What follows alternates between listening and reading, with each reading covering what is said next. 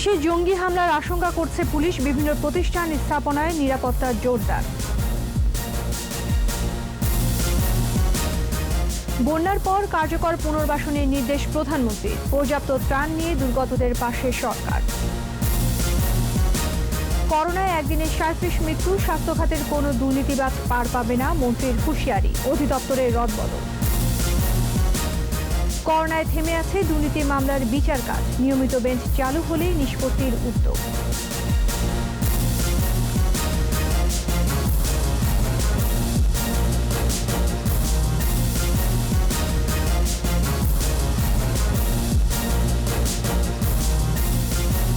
শুনছিলেন first security ইসলামী bank limited সংবাদ শিরোনাম। আমন্ত্রণ জানাচ্ছি রাত 11টার 21 সংবাদে। সাথে আছি আমি আশা সাবেরা। দর্শক, 21 টেলিভিশনের সংবাদ একই সাথে সরাসরি দেখতে পাবেন আমাদের ফেসবুক পেজ www.facebook.com/2124 অনলাইনে। মাঝখানে ভ্যানিলা ক্রিম আর দুই পাশে বিস্কুট, ইয়াম্মি মজা। ক্রিমও খাও নিজের স্টাইলে। এছাড়া সংবাদে আরও থাকছে: সজীব ওয়াজের জয়ের নেতৃত্বে দেশ হচ্ছে প্রযুক্তি নির্ভর। 50তম জন্মদিনে ভার্চুয়াল আয়োজন।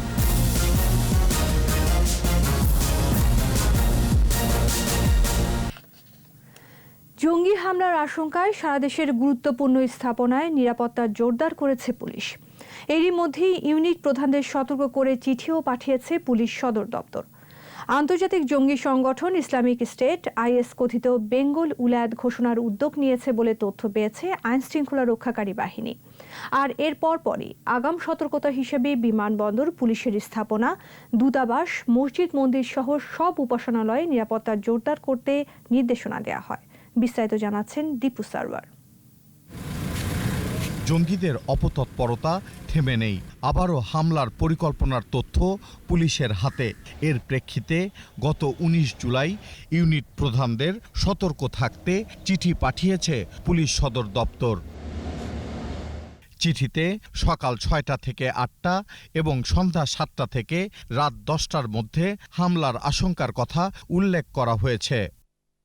সম্ভাব্য লক্ষ্য হিসেবে পুলিশ সদস্য, পুলিশের স্থাপনা, যানবাহন, বিমানবন্দর, দূতাবাস, বিশেষ করে যুক্তরাষ্ট্র, ভারত ও মিয়ানমার বা এসব দেশের স্থাপনা ও ব্যক্তি এবং শিয়া ও আহমদিয়া মসজিদ, মাজার কেন্দ্রিক মসজিদ, মন্দির, চার্চ ও প্যাগোডার কথা বলা হয়েছে।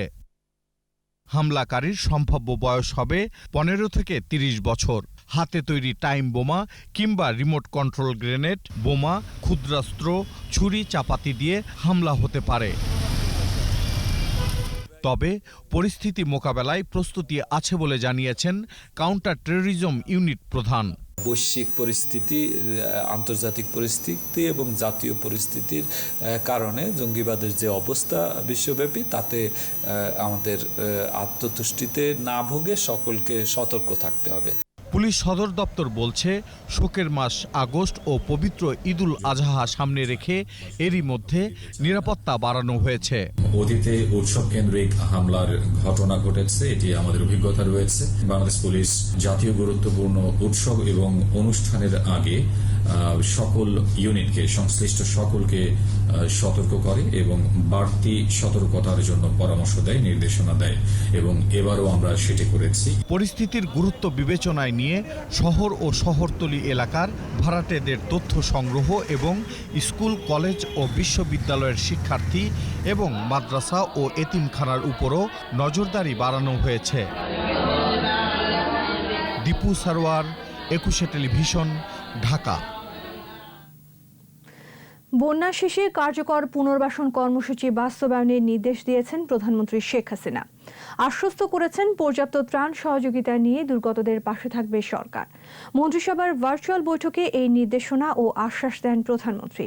পরে সচিবালয়ে মন্ত্রিসভা বৈঠকের বিষয়ে সাংবাদিকদের অবহিত করেন মন্ত্রিপরিষদ সচিব জেউ জুবাইরের রিপোর্ট।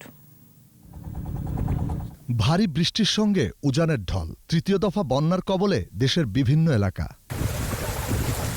তাই চলমান বন্যা পরবর্তী কার্যকর পুনর্বাসন কর্মসূচি নিতে নির্দেশ দিয়েছেন প্রধানমন্ত্রী শেখ হাসিনা। সোমবার মন্ত্রিসভার ভার্চুয়াল বৈঠকে বন্যা নিয়ে আলোচনায় এই নির্দেশনা দেন প্রধানমন্ত্রী। মন্ত্রিসভা বৈঠক শেষে সাংবাদিকদের অবহিত করেন মন্ত্রিপরিষদ সচিব। জানান, যথাসময়ে পুনর্বাসন কর্মসূচি বাস্তবায়নে জোর তাগিদ দিয়েছেন প্রধানমন্ত্রী। ক্ষতিগ্রস্ত মানুষকে সরকার সার্বিক সহায়তা দেবে বলেও আশ্বস্ত করেছেন প্রধানমন্ত্রী। মাননীয় প্রধানমন্ত্রী একদম ক্লিয়ার ইনস্ট্রাকশন দিয়ে দিছে, যত রকমের সাহায্য সহযোগিতা মানুষের দরকার সবগুলো করতে হবে। বিশেষ করে কোভিডের সময় এই জাতীয় বন্যা তার একটু বেশি কেয়ারফুল থাকতে হবে। এবং অলরেডি প্রত্যেকটা মন্ত্রণালয় যারা যারা ফিল্ড লেভেলে ইউনিয়ন লেভেল পর্যন্ত যেসব কর্মকর্তা কর্মচারীরা কাজ করেন তারা অবশ্যই তাদের ওইখানে থাকবেন। রিহ্যাবিলিটেশন প্রোগ্রামগুলো যেন খুব ভালো হয়, মানে খুব এফেক্টিভলি হয়, টাইমলি হয়, সেইটার ব্যাপারে মন্ত্রিসভা বিশেষ করে মাননীয় প্রধানমন্ত্রী পার্সোনালি এগুলোর প্রতি এমফাসিস দিতে বলছেন। সচিব জানান, যথাযথ ত্রাণ তৎপরতার নির্দেশ দিয়েছেন প্রধানমন্ত্রী। জোর দিয়েছেন রূপা আমন ধান উৎপাদন বৃদ্ধির উপর। মাননীয় প্রধানমন্ত্রী বিশেষ করে ইনস্ট্রাকশন দিয়েছেন যে রূপা আমন, যেটাকে চি আমন বলি আমরা, সেটা যেন আমরা খুব অ্যাটেন্টিভ থাকি এবং সেটার পুরো সুযোগটা যদি আমরা ঠিকভাবে নিতে পারি, তাহলে এবার আমাদের বোরোতে যেরকম একটা এক্সেস প্রোডাকশন হয়ে গেছে, তো এটা আশা করা যাচ্ছে আমন বা টি আমন দুটো মিলে আমাদের প্রোডাক্টিভিটি ইনশাল্লাহ ভালো হলে সেক্ষেত্রে এটা আমাদের জন্য একটা বড় একটা হাতিয়ার হবে যে খাদ্যদ্রব্যে আমরা স্বয়ংসম্পূর্ণ আছি। মাননীয় প্রধানমন্ত্রী বলেও দিয়েছেন আমাদেরকে যে স্কুল কলেজ মাদ্রাসা যেগুলো আছে ওই এলাকাতে সেগুলোতেও লোকজন যেন আশ্রয় নিতে পারে। বৈঠকে মাদ্রাসার আধুনিকায়ন সহ গবেষণামূলক কার্যক্রম বাড়ানোর নির্দেশনা রেখে বাংলাদেশ মাদ্রাসা বোর্ড আইন 2020-এর খসড়ার চূড়ান্ত অনুমোদন দিয়েছে মন্ত্রিসভা। আইনটাতে 29টি ধারা আছে মাদ্রাসা শিক্ষা বোর্ড আইন, এবং সেই মধ্যে উল্লেখীয় ধারা ছিল যে কিভাবে বোর্ডটা প্রতিষ্ঠা করা হবে, তারপর পরিচালনা এবং প্রশাসনটা কেমন হবে। যে ইউজুবায়ের, 21 টেলিভিশন, ঢাকা। সারা দেশের বন্যা পরিস্থিতির বিস্তারিত খবর থাকছে সংবাদের পরের অংশে। টেকসই ভবিষ্যৎ বিনির্মাণে সৃজনশীল ধারণা এবং উদ্ভাবনী চিন্তা নিয়ে সিদ্ধান্ত গ্রহণ প্রক্রিয়ায় যুক্ত হতে যুবকদের প্রতি আহ্বান জানিয়েছেন প্রধানমন্ত্রী শেখ হাসিনা। দুদিনব্যাপী ঢাকা ইউথ ক্যাপিটালের ভার্চুয়াল সম্মেলনে যোগ দেন প্রধানমন্ত্রী। বলেন, কোভিড-19 মহামারী বিভিন্ন সরকারি বেসরকারি খাত, আন্তর্জাতিক সম্প্রদায় এবং বিশ্ব নেতাদের বিশেষ চাহিদা তৈরি করেছে। এই চাহিদা পূরণে যুবাদের এগিয়ে আসতে হবে আর সবাইকে দৃঢ়তার সাথে চলমান সংকট মোকাবেলা করতে হবে। ভার্চুয়াল অনুষ্ঠানে অন্যান্যের মধ্যে বক্তব্য রাখেন ওআইসি মহাসচিব ইউসেফ বিন আহমাদ আল ওথাইমিন, পররাষ্ট্রমন্ত্রী একে আব্দুল মোমেন, যুব ও ক্রীড়া প্রতিমন্ত্রী জাহিদ আহসান রাসেল ও ইসলামিক কোঅপারেশনের ইউথ ফোরামের প্রেসিডেন্ট তাহা আইয়া। $12.1 billion package for vulnerable segments of the population. COVID-19 has shown that we must cherish the vitality of the youth. We must work together to uphold basic features of the environment in our everyday life. জনগণের সেবায় এবং দেশের উন্নয়নে নিরলস কাজ করতে স্বেচ্ছাসেবক লীগের নেতাকর্মীদের নির্দেশ দিয়েছেন প্রধানমন্ত্রী শেখ হাসিনা। বঙ্গবন্ধু এভিনিউয়ে বাংলাদেশ আওয়ামী স্বেচ্ছাসেবক লীগের 26তম প্রতিষ্ঠাবার্ষিকীর অনুষ্ঠানে ভিডিও কলে যুক্ত হন প্রধানমন্ত্রী। করোনা মহামারীতে মানুষের পাশে থাকায় নেতাকর্মীদের ধন্যবাদ জানান আওয়ামী লীগ সভাপতি শেখ হাসিনা। এ সময় ছেলে সজীব ওয়াজের জয়কে জন্মদিনের শুভেচ্ছাও জানান। অনুষ্ঠানে করোনার সময়ে কাজ করায় পুরস্কৃত করা হয় স্বেচ্ছাসেবক লীগের নেতাকর্মীদের। পরে জয়ের জন্মদিন উপলক্ষে স্বাস্থ্যবিধি মেনে মিলাদ ও দোয়া মাহফিল হয়। আর সেই সাথে সাথে আজকে জয়ের জন্মদিন, জয়ের জন্য আমার অনেক অনেক দোয়া এবং শুভেচ্ছা, এবং বিভিন্ন কাজ করে এবং অসুস্থ মানুষ, করোনা ভাইরাসে অসুস্থ মানুষকে সাহায্য করে স্বেচ্ছাসেবক লীগ একটা দৃষ্টান্ত স্থাপন করে। এভাবে জনগণের সেবা করতে হবে, জাতির পিতা বঙ্গবন্ধু শেখ মুজিবুর রহমানের আদর্শে নিজেদেরকে গড়ে তুলতে হবে। প্রধানমন্ত্রীর আইসিটি বিষয়ক উপদেষ্টা সজীব ওয়াজের জয়ের দূরদর্শী নেতৃত্বে বাংলাদেশ শ্রম নির্ভরতা কাটিয়ে প্রযুক্তি নির্ভর হয়ে উঠেছে। জয়ের 50তম জন্মদিন উপলক্ষে ভার্চুয়াল অনুষ্ঠানে এ কথা বলেন আইসিটি প্রতিমন্ত্রী জুনায়েদ আহমেদ পলক। 2025 সালের মধ্যে সকল ইউনিয়ন পরিষদ ও শিক্ষা প্রতিষ্ঠানে দ্রুত গতির ইন্টারনেট সেবা পৌঁছাবে বলে এ সময় জানান প্রতিমন্ত্রী। ইবনে নূর শাওনের রিপোর্ট। মুক্তিযুদ্ধের কঠিন কালে 1971 সালের 27 জুলাই জন্মগ্রহণ করেন জাতির পিতা বঙ্গবন্ধু শেখ মুজিবুর রহমানের দৌহিত্র ও প্রধানমন্ত্রী শেখ হাসিনার পুত্র সজীব ওয়াজেদ জয়। তার জন্মদিন উপলক্ষে তথ্য ও যোগাযোগ প্রযুক্তি বিভাগ আয়োজন করে honourable ICT advisers career and digital Bangladesh শীর্ষক ভার্চুয়াল আলোচনা। আমাদের মাননীয় আইসিটি অ্যাডভাইজার সজীব ওয়াজেদ জয়ের কর্মজীবন ও ডিজিটাল বাংলাদেশ বিষয়ে আলোচনা সভায় সবাইকে স্বাগতম। আলোচনায় অংশ নিয়ে আইসিটি প্রতিমন্ত্রী জুনাইদ আহমেদ পলক বলেন, সজীব ওয়াজেদ জয়ের নেতৃত্বে এরই মধ্যে আইসিটি পণ্য ও সেবা রপ্তানি $1 বিলিয়ন ছাড়িয়েছে। আগামী 25 সালের মধ্যে আমরা আশা করছি যে আমাদের হার্ডওয়্যার, সফটওয়্যার এবং সার্ভিস সেক্টর থেকে আমরা $5 বিলিয়ন রপ্তানি আয় করতে পারব। বর্তমান সরকারের সময়ে আইটি ইনফ্রাস্ট্রাকচার তৈরির সুফল এখন পাচ্ছে দেশের মানুষ। এই নীতিগত সহযোগিতার ফলেই কিন্তু একদিকে যেরকম লক্ষ লক্ষ তরুণ তরুণী কর্মসংস্থান সৃষ্টি হয়েছে, অপরদিকে কিন্তু আমরা একটি আত্মনির্ভরশীল ডিজিটাল বাংলাদেশ বিনির্মাণের পথে এগিয়ে যেতে পারছি। আগামী কয়েক বছরে আইসিটি খাতে ব্যাপক কর্মসংস্থান হবে বলে জানান তথ্য ও যোগাযোগ প্রযুক্তি বিভাগের সচিব NM জিয়াউল আলম। মাননীয় উপদেষ্টা যথার্থই বলেছেন যে আমাদের অন্যতম জয় বাংলা হচ্ছে ডিজিটাল বাংলাদেশ। পরে সজীব ওয়াজেদ জয়ের সুস্বাস্থ্য ও দীর্ঘায়ু কামনায় মোনাজাত করা হয়। মডেল হিসাবে পৃথিবীতে আমরা মাথা উঁচু করে দাঁড়াতে পারি, আপনি সেই তৌফিক দান করুন। ইবনে নূর শাওন, 21 টেলিভিশন, ঢাকা। করোনা সংক্রমণের 142তম দিনে আরও 37 জনের মৃত্যু হয়েছে। এর মধ্যে 26 জনই পুরুষ। আর 12,659 জনের নমুনা পরীক্ষায় নতুন শনাক্ত আরও 2,772 জন। কোভিড-19 সংক্রান্ত নিয়মিত বুলেটিনে স্বাস্থ্য অধিদপ্তর জানিয়েছে দেশে আক্রান্তের সংখ্যা বেড়ে 2,26,225 জন। মোট মৃত্যু হয়েছে 2,965 জনের আর সুস্থ 1,25,684 জন। এ পর্যন্ত পুরুষ মারা গেছে 2,332 জন এবং নারী 633 জন। শনাক্তের বিবেচনায় মৃত্যুর হার 1.31% আর সুস্থতার হার 55.56%। স্বাস্থ্য খাতে বাইরের প্রভাব অনেক বেশি, তবে কোনো অন্যায়কারী পার পাবে না বলে জানিয়েছেন স্বাস্থ্যমন্ত্রী জাহিদ মালেক। আর দায়িত্ব নেয়ার পর সংবাদ সম্মেলনে স্বাস্থ্য অধিদপ্তরের নতুন মহাপরিচালক বলেন, মহামারী সামাল দেয়াই বড় চ্যালেঞ্জ। এদিকে স্বাভাবিক প্রক্রিয়ার অংশ হিসেবে 28 কর্মকর্তাকে বদলি হয়েছে বলে জানিয়েছে স্বাস্থ্য অধিদপ্তর। বিস্তারিত স্মৃতিমণ্ডলের রিপোর্টে। দুপুরে সচিবালয় মন্ত্রণালয়ের সম্মেলন কক্ষে স্বাস্থ্য খাতের নানা দিক তুলে ধরেন মন্ত্রী। বলেন, স্বাস্থ্য খাতে বাইরের হস্তক্ষেপ বেশি হওয়ায় স্বাধীনভাবে কাজ করা যাচ্ছে না, তবে যেখানে অন্যায় হবে সেখানেই ব্যবস্থা নেওয়া হবে। আমাদের স্বাস্থ্য খাতে বাইরের ইন্টারফারেন্স, বাইরের ইনফ্লুয়েন্সটা অনেক বেশি, এটা কমাতে হবে। এটা কমাতে হলে আমরা আরো ভালোভাবে স্বাধীনভাবে আমরা কাজ করতে পারবো এবং যোগ্য লোকের যোগ্য জায়গায় যদি আমরা বসাতে পারি, যেখানে কোনো ইন্টারফারেন্স থাকবে না, কোনো ইনফ্লুয়েন্স থাকবে না, তাহলে পরে আমরা কাজ আরো ভালো করব। দায়িত্ব নেয়ার পর প্রথম সংবাদ সম্মেলন করেন স্বাস্থ্য অধিদপ্তরের নতুন মহাপরিচালক। এ সময় তিনি মহামারী সামাল দেয়াই গুরুত্বপূর্ণ বলে মত দেন। আমার প্রায়োরিটি প্রথমেই হচ্ছে গিয়ে মহামারীকে সামাল দেয়া। আগে তো বাঁচি, আমাদের সবার লক্ষ্যই একটা, সেটা হচ্ছে যে এই মহামারীকে বা অতিমারীকে অতিক্রম করা বা এটাকে জয় করা। তো সেটার ক্ষেত্রে আমরা সবার সাথে যোগাযোগ করব, লিয়াজও করব। এদিকে পরিবারের সদস্যের করোনা সংক্রমণের ভুল রিপোর্ট দেয়ায় স্বাস্থ্য অধিদপ্তরে লিখিত অভিযোগ জানিয়েছেন সাবেক নৌ পরিবহন মন্ত্রী শাহজাহান খান। একটা ল্যাবেট এবং একটা আপনার বঙ্গবন্ধু শেখ মুজিব মেডিকেল বিশ্ববিদ্যালয়, এই দুইটা রিপোর্ট, এটাও কিন্তু আমি বললাম আজকে যে আমি এইমাত্র পেয়েছি। আমি এটা নিয়েও কমপ্লেন করতে চাই। আজকে এই স্বাস্থ্য অধিদপ্তরের এই যে অবস্থাটা, এই পরিস্থিতি কিভাবে আপনারা সমাধান করবেন? এদিকে স্বাস্থ্য সেবা বিভাগের 28 কর্মকর্তাকে বদলি করেছে স্বাস্থ্য অধিদপ্তর। 28 জনের মধ্যে 19 জনকেই বসুন্ধরা কনভেনশন সেন্টারের আইসোলেশন কেন্দ্র থেকে অন্য জায়গায় সরিয়ে নেওয়া হয়েছে। চিকিৎসার চাহিদা বিবেচনা করেই এমন পদায়ন করা হয়েছে বলে দাবি স্বাস্থ্য অধিদপ্তরের অতিরিক্ত মহাপরিচালকের। এগুলো কোনো শাস্তিমূলক বিষয় না, এগুলো আমাদের যেখানে চিকিৎসকের চাহিদা বেশি সেখানেই তাদেরকে পদায়ন করা হয়েছে এবং যেখানে চাহিদা কম সেখান থেকে সরিয়ে অন্য জায়গায় দেওয়া হয়েছে। স্মৃতিমণ্ডল, 21 টেলিভিশন, ঢাকা। অস্ত্র মামলায় জিজ্ঞাসাবাদের জন্য রিজেন্ট হাসপাতালের চেয়ারম্যান শাহিদ করিমকে ঢাকা থেকে খুলনায় আনা হয়েছে।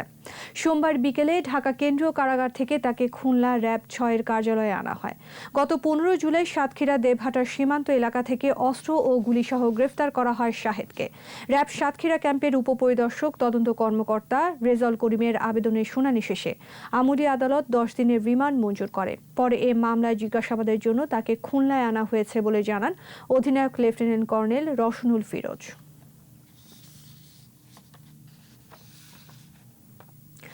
করোনার কারণে থেমে আছে দুর্নীতি মামলার বিচার কাজ।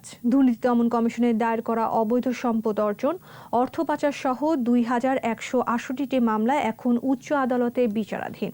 ভার্চুয়াল কোর্টে গুরুত্বপূর্ণ মামলার জামিন শুনানি হলেও করোনায় প্রায় 4 মাস ধরে থমকে আছে এসব মামলার বিচার প্রক্রিয়া।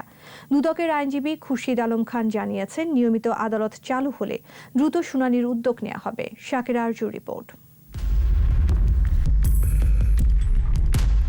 ক্যাসিনো বিরোধী অভিযান সহ সরকারের দুর্নীতি বিরোধী অভিযানে প্রভাবশালী বেশ কিছু ব্যক্তি গ্রেফতার আছেন। অবৈধ সম্পদ অর্জন, সম্পদের তথ্য ফাঁকি, অর্থ পাচারে জড়িত থাকার অভিযোগে তাদের বিরুদ্ধে মামলাও হয়েছে।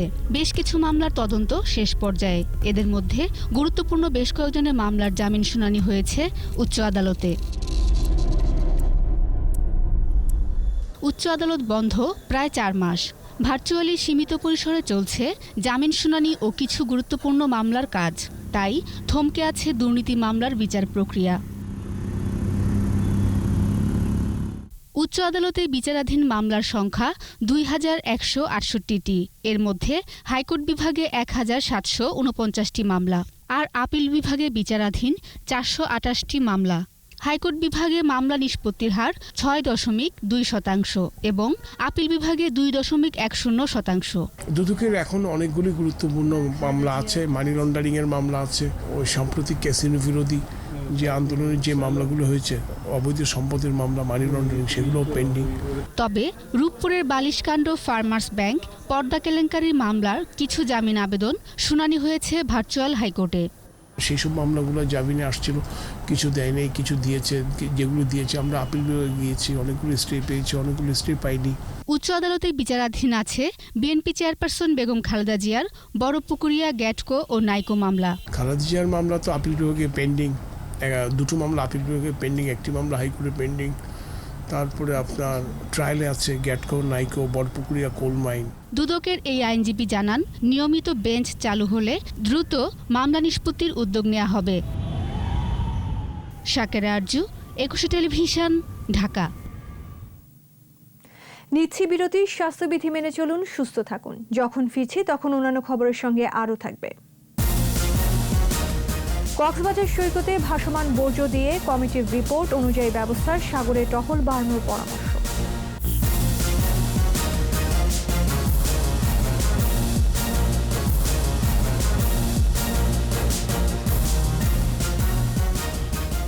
আবারও আমন্ত্রণ রাত 11টার 21 সংবাদে।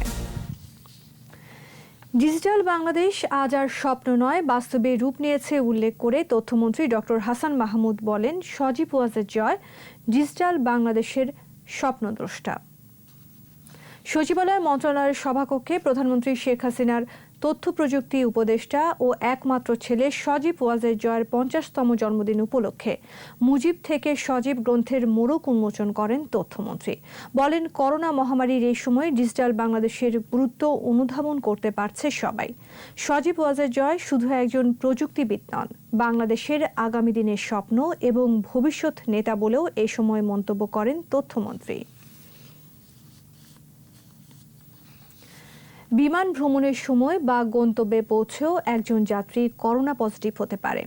তাই নেগেটিভ সার্টিফিকেট নিয়ে বিমান যাত্রা করা মানেই করোনা মুক্ত বলার সুযোগ নেই বলে মনে করছেন জনস্বাস্থ্যবিদরা। আইইডিসিআর এর উপদেষ্টা ডাক্তার মোস্তাক হোসেন জানান, যাত্রাপথেও একজন যাত্রী আক্রান্ত হতে পারেন। তাই সার্টিফিকেটের চেয়ে কোয়ারেন্টাইনে থাকাই ভালো সমাধান। জসিম জুয়েলের রিপোর্ট। বাংলাদেশ থেকে যাওয়া যাত্রীদের শরীরে করোনা শনাক্ত হওয়ায় কিছুদিনের জন্য সেদেশে ভ্রমণ নিষেধাজ্ঞা জারি করে ইতালি। এ নিয়ে যখন নানা আলোচনা, তখন বিদেশ ভ্রমণে করোনা নেগেটিভ সার্টিফিকেট বাধ্যতামূলক করা হয়। তবে সার্টিফিকেট থাকলেই যে তিনি করোনা মুক্ত তা বলার সুযোগ নেই। আইইডিসিআর এর উপদেষ্টা ডক্টর মোস্তাক হোসেন বলেন, যারা ভ্রমণ করছেন তারা এয়ারপোর্ট কিংবা বিমানের ভেতরেও আক্রান্ত হতে পারেন।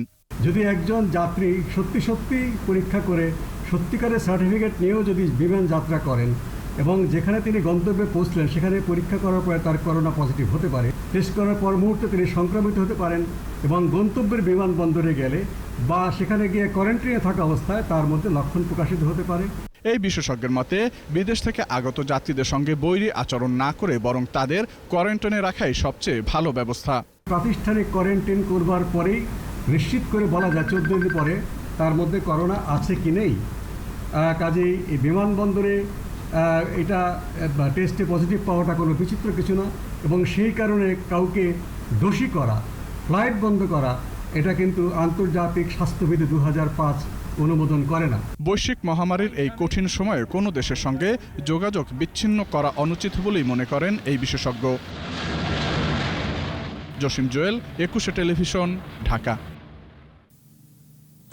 সম্প্রতি কক্সবাজার সমুদ্র সৈকতে বিভিন্ন বর্জ্য এবং জলজ প্রাণীর দেহাবশেষ ভেসে আসার কারণ অনুসন্ধানে গঠিত কমিটি 29 জুলাই রিপোর্ট দেবে। পরিবেশ, বন ও জলবায়ু পরিবর্তন মন্ত্রী জানান, রিপোর্টের সুপারিশ অনুযায়ী ব্যবস্থা নেওয়া হবে। আর সাগরে টহল বাড়ানোর পরামর্শ পরিবেশবাদী সংগঠনগুলোর। মফিউর রহমানের রিপোর্ট। করোনা মহামারী থামিয়ে দেয় পৃথিবীর সবচেয়ে দীর্ঘ সমুদ্র সৈকত কক্সবাজার সৈকতের কোলাহল। এরই মাঝে গেল কয়েকদিন আগে দরিয়ানগর, হিমছড়ি, লাবণী ও কলাতলি পয়েন্ট সহ 10 কিলোমিটার সাগর তীরে বিভিন্ন বর্জ্য ভেসে আসে। এসব বর্জ্যের মধ্যে রয়েছে নানা প্রকার প্লাস্টিক ও ইলেকট্রনিক্স বর্জ্য। এছাড়াও ভেসে আসে মাছ ধরা জাল। অনেক মরা কচ্ছপও ছিল জালে পেঁচানো অবস্থায়। পরিবেশ সংগঠনগুলো বলছে, সাগরে চলাচলকারী জাহাজ থেকে এসব বর্জ্য আসতে পারে। এসব আবর্জনার ফলে সাগরের বাস্তুসংস্থান হুমকির মুখে পড়বে বলে আশঙ্কা তাদের। আন্তর্জাতিক যে আইন আছে সেই আইন অনুযায়ী কিন্তু কোনো জাহাজ বা মাছ ধরা ট্রলার থেকে কোনো ধরনের বর্জ্য সমুদ্রে নিক্ষেপ করা যায় না। সমুদ্র অঞ্চল এবং উপকূলীয় অঞ্চল দেখার জন্য পরিবেশ অধিদপ্তরকে শক্তিশালী করা প্রয়োজন। এই ঘটনায় 7 সদস্যের একটি কমিটি করেছে বন ও পরিবেশ মন্ত্রণালয়। কমিটি বের হয়ে আসবে, রিপোর্টের জন্য আমরা অপেক্ষা করতেছি, কারণ কিছু স্পেশালাইজ প্রতিষ্ঠানে কর্মকর্তা থেকে এখানে ইনভলভ করা হয়েছে। মন্ত্রী জানিয়েছেন, কমিটির রিপোর্ট পেলে এ বিষয়ে ব্যবস্থা নেওয়া হবে। কিভাবে এই বর্জ্য আসা বন্ধ করা যায় এই বিষয়ে তারা এই তদন্ত টিম রিপোর্টে পেশ করবেন এবং সেই অনুযায়ী প্রয়োজনীয় ব্যবস্থা আমরা গ্রহণ করব। সৈকতের পরিবেশ ঠিক রাখতে পর্যটক সহ সকলের সহযোগিতাও চান মন্ত্রী। মফিউর রহমান, 21 টেলিভিশন, ঢাকা। উত্তর ও মধ্যাঞ্চলে বন্যা পরিস্থিতি অপরিবর্তিত রয়েছে। এখনও পানিবন্দী কয়েক লাখ মানুষ। সুনামগঞ্জে পানি কিছুটা কমেছে, তবে খাবার পানি, বিশুদ্ধ পানি, স্যানিটেশন সংকট সহ নানা দুর্ভোগে বানভাসীরা। অনেক স্থানে বন্ধ রয়েছে যোগাযোগ ব্যবস্থা। প্রতিনিধিদের সহায়তায় আরও জানাচ্ছেন মাসুম আলিসা। গাইবান্ধার নদ নদীর পানি কিছুটা কমলেও বন্যা পরিস্থিতি অপরিবর্তিত রয়েছে। ঘরবাড়ি ও রাস্তাঘাট থেকে পানি নেমে যায়নি। দুর্গত এলাকার মানুষ পানিবন্দী জীবনযাপন করছে। ফলে গবাদি পশুর খাদ্য, খাবার, পয় নিষ্কাশনের সমস্যা আরও চরম আকার ধারণ করেছে। সিরাজগঞ্জে মাসব্যাপী দীর্ঘস্থায়ী বন্যায় মানুষের ভোগান্তি চরম আকার ধারণ করেছে। প্রতিদিনই পানি বাড়তে থাকায় জেলার বন্যা দুর্গত 5টি উপজেলার মানুষের বেড়েছে আরও দুর্ভোগ। প্রায় 3.5 লক্ষাধিক মানুষ এখন পানিবন্দী। দেখা দিয়েছে বিশুদ্ধ খাবার পানি ও খাদ্যের অভাব। মানুষের বাড়তে একটু ছাপড়া উঠে লইছি। কত কত বাড়ির মধ্যে, ঘরের মধ্যে, মাজা পানির মধ্যেও মাছা বইতে আছে। গ্রামের রাস্তাঘাট, হসপিটাল সব তলায় গেছে। টাঙ্গাইলের যমুনা, ধলেশ্বরী ও ঝিনাই নদীর পানি বিপদসীমার উপর দিয়ে প্রবাহিত হচ্ছে। নতুন নতুন এলাকা প্লাবিত হয়। 11টি উপজেলার 558টি গ্রাম ইতিমধ্যে বন্যা কবলিত হয়ে পড়েছে। পানিবন্দী হয়ে পড়েছে 4.5 লাখ মানুষ।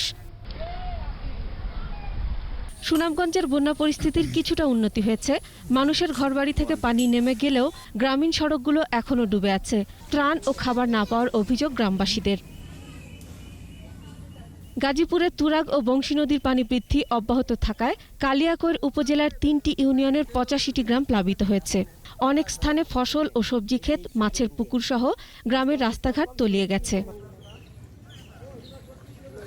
শরীয়তপুরে শুরু হয়েছে নদী ভাঙন। জাজিরা উপজেলার বড়কান্দি, পূর্ব নাওডোবা ও কুন্ডেরচর ইউনিয়নে পদ্মার ভাঙনের শিকার হয়েছে ৩০ পরিবার। ভেতরগঞ্জের উত্তর তারাবুনিয়া চেয়ারম্যান স্টেশন বাজার ও চরভাঙা ইউনিয়নেও দেখা দিয়েছে তীব্র নদী ভাঙন। মুন্সিগঞ্জের বন্যা পরিস্থিতির অবনতি হয়েছে। ভাগ্যকুল পয়েন্টে পদ্মার পানি বিপদসীমার ৭৮ সেন্টিমিটার ওপরে। নতুন করে ১০টি গ্রাম প্লাবিত হয়েছে। টঙ্গীবাড়ি ঢাকা সড়কের লৌহজংয়ের মালির অঙ্ক এলাকায় পানি ওঠায় যান চলাচল বন্ধ রয়েছে। Masuma Lisa, ২১ television. ২ দফা জানাজা শেষে জন্মস্থান রানীনগরে ঝিনা গ্রামে বাবা মার কবরের পাশে চিরনিদ্রায় শায়িত হলেন নওগাঁ ৬ আসনের সংসদ সদস্য মোহাম্মদ ইসরাফিল আলম। এর আগে ঢাকা থেকে হেলিকপ্টার করে তার মরদেহ নিয়ে আসা হয়। শেষবারের মতো প্রিয় নেতাকে দেখতে নেতাকর্মী সহ ছুটে আসেন সাধারণ মানুষ।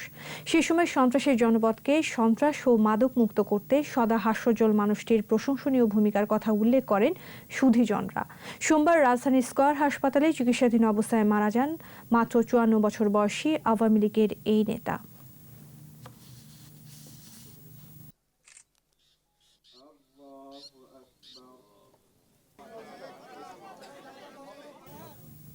নিচ্ছি বিরতি। স্বাস্থ্যবিধি মেনে চলুন, সুস্থ থাকুন। যখন ফিরছি তখন অন্যান্য খবরের সঙ্গে আরও থাকবে। সাভারে বন বিভাগের জমি উদ্ধারের সময় দখলদারদের হামলা, সহকারী সংরক্ষক সহ কয়েকজন আহত।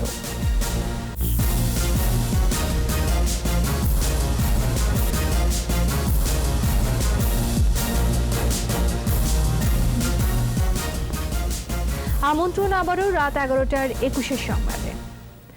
জলবায়ু পরিবর্তনের বিরূপ প্রভাব মোকাবেলা করতে বিপুল পরিমাণ বৃক্ষরোপণ করতে হবে বলে মন্তব্য করেছেন বক্তারা।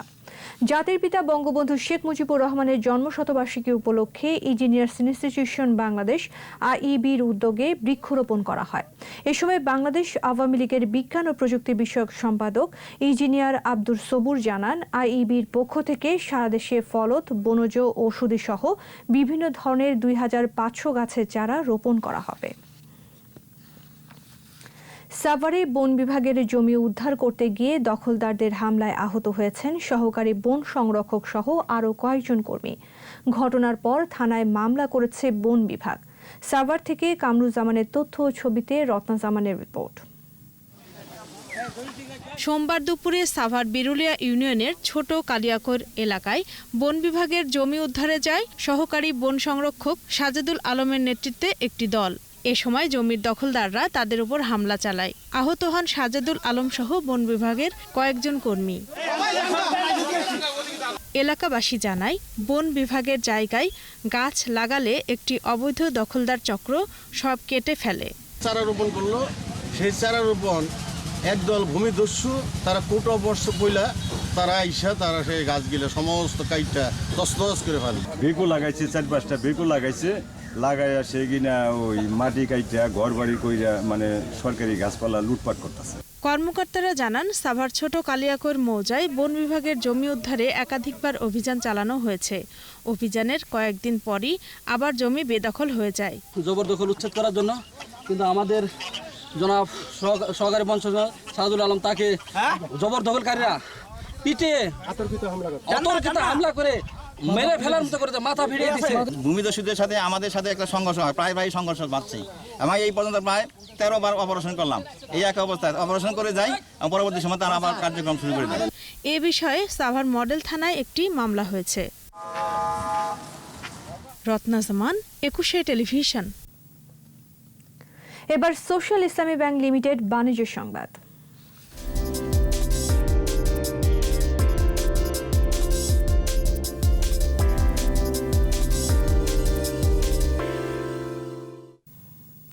সূচক ও লেনদেন বেড়েছে দেশের পুঁজিবাজারে। সোমবার ডিএসসিতে লেনদেন হওয়া 344টি প্রতিষ্ঠানের মধ্যে দর বেড়েছে 117টির, কমেছে 67টির আর অপরিবর্তিত রয়েছে 160টির দর।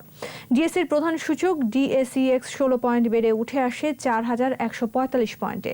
দিন শেষে ডিএসসিতে লেনদেনের পরিমাণ দাঁড়ায় 437 কোটি 18 লাখ টাকা। সূচক বেড়েছে সিএসসিতেও। সিএসসিতে লেনদেন হওয়া 222টি প্রতিষ্ঠানের মধ্যে দর বেড়েছে 74টির, কমেছে 46টির আর বদলায়নি 102টির দর। আর সিএসসিতে মোট লেনদেন হয়েছে 9 কোটি 51 লাখ টাকার শেয়ার ও mutual fund.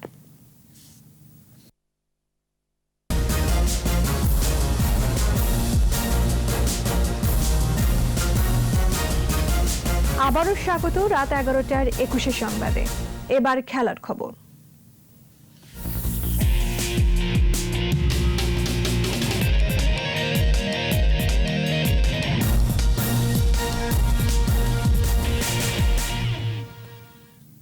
England Ireland one day series দিয়ে বৃহস্পতিবার থেকে শুরু হচ্ছে ICC one day super league. Super লিগে 12টি টেস্ট দলের সঙ্গে অংশ নেবে আইসিসি ওয়ার্ল্ড ক্রিকেট লিগের বিজয়ী হল্যান্ড। প্রতিটি দল নিজ মাঠে 4টি, প্রতিপক্ষের মাঠে 4টি, মিলিয়ে মোট 8টি সিরিজ খেলবে। প্রতিটি সিরিজ হবে 3 ম্যাচের। এই লিগের শীর্ষ 7টি দল ও স্বাগতিক ভারত সরাসরি খেলবে বিশ্বকাপে।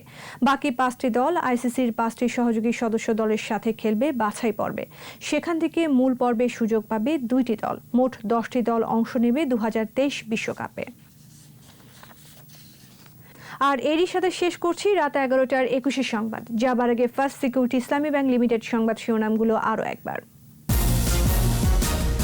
দেশে জঙ্গি হামলার আশঙ্কা করছে পুলিশ, বিভিন্ন প্রতিষ্ঠান স্থাপনায় নিরাপত্তা জোরদার। বন্যার পর কার্যকর পুনর্বাসনের নির্দেশ প্রধানমন্ত্রীর, পর্যাপ্ত ত্রাণ নিয়ে দুর্গতদের পাশে সরকার। করোনায় একদিনে 37 মৃত্যু, স্বাস্থ্য খাতের কোনো দুর্নীতিবাজ পার পাবে না, মন্ত্রীর হুঁশিয়ারি, অধিদপ্তরের রদবদল। করোনায় থেমে আছে দুর্নীতি মামলার বিচার কাজ, নিয়মিত বেঞ্চ চালু হলেই নিষ্পত্তির উদ্যোগ।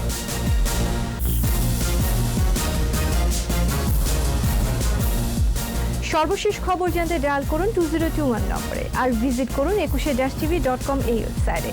এছাড়া ফেসবুকে লগ ইন করতে পারেন facebook.com/2124 অনলাইনে। পরের সংবাদ রাত 1টায় দেখার আমন্ত্রণ রইল। স্বাস্থ্যবিধি মেনে চলুন, সুস্থ থাকুন। ধন্যবাদ।